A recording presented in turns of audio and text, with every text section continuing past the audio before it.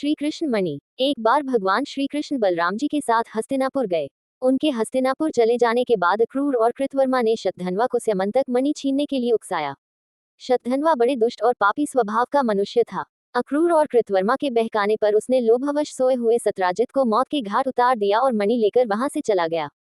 शतधन्वा द्वारा अपने पिता के मारे जाने का समाचार सुनकर सत्यभामा शोकातुर होकर रोने लगी।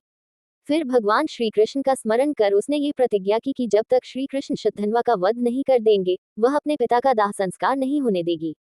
इसके बाद उसने हस्तिनापुर जाकर श्री कृष्ण को सारी घटना से अवगत कराया। वे उसी समय सत्यभामा और बलराम जी के साथ हस्तिनापुर से द्वारिका लौट आए। द्वारिका पहुंचकर उन्होंने शतधन्वा को बंदी बनाने का आदेश दे दिया।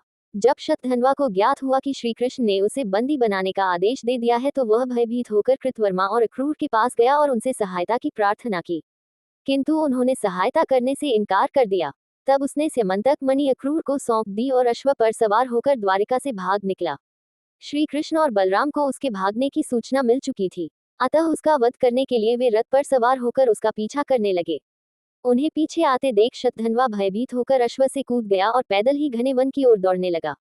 तब श्री कृष्ण ने सुदर्शन चक्र से उसका मस्तक धड़ से अलग कर दिया। इस प्रकार दुष्ट शतधन्वा का वध कर उन्होंने सत्यभामा की प्रतिज्ञा पूर्ण की।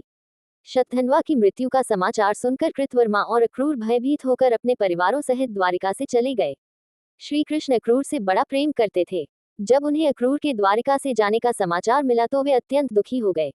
उन्होंने उसी क्षण सैनिकों को आज्ञा दी कि वे अक्रूर जी को ससम्मान द्वारिका वापस ले आए।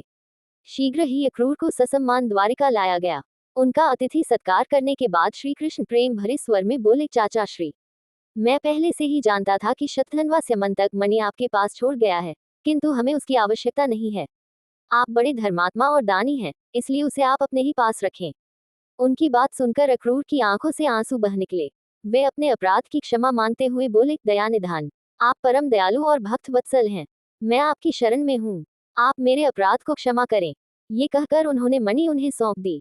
तब भगवान श्री कृष्ण ने उन्हें गले से लगा लिया और वह मणि वापस उन्हें लौटा दी। अक्रूर जी ने तभी ये प्रण किया कि वे अब लालच से हमेशा दूर रहेंगे, क्योंकि लालच बुरी बला होती है।